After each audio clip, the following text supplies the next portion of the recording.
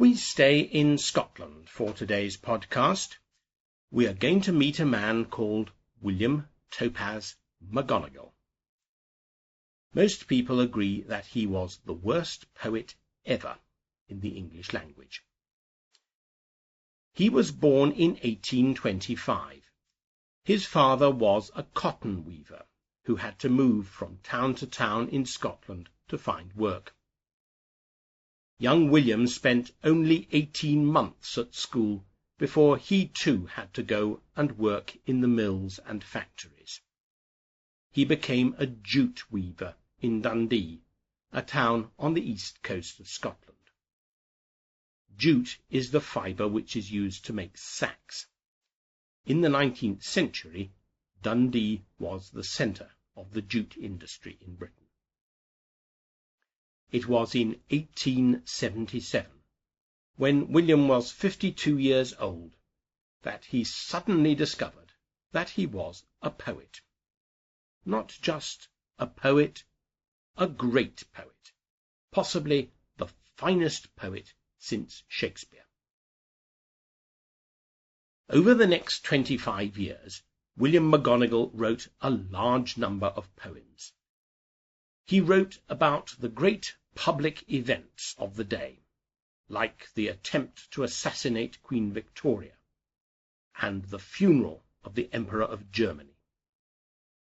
He was particularly fond of disasters like shipwrecks and railway accidents. He wrote about famous battles and about people and places that he knew. And his poetry was bad. It was so bad that it almost became good, if you see what I mean. It was like someone playing a musical instrument, loudly and confidently, but completely out of tune and without any sense of rhythm. It was like a newspaper report turned into poetry. Here are some examples. In 1878, a railway bridge was built over the River Tay near Dundee. At the time, it was the longest bridge in the world. It was a triumph of British engineering, and the nation felt proud. Naturally, William McGonagall wrote a poem about it.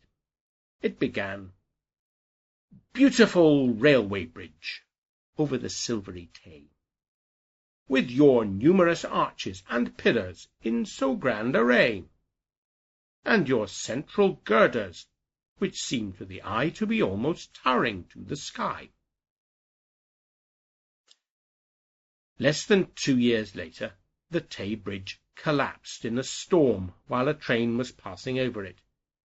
Many people were killed.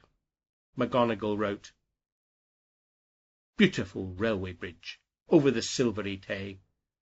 Alas, I am very sorry to say that 90 lives have been taken away on the last Sabbath day of 1879, which will be remembered for a very long time." A new Tay Bridge was completed in 1887, and of course William wrote a poem for the occasion. I think you can guess how it began.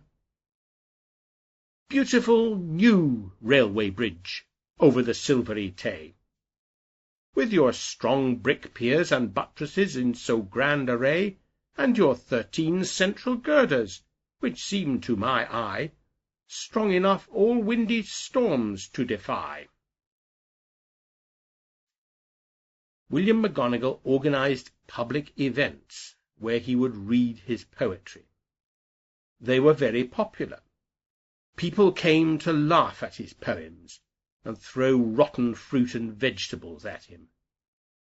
Obviously, in those days there was not much to do in Dundee in the evenings. But McGonagall continued to believe that he had a special gift as a poet.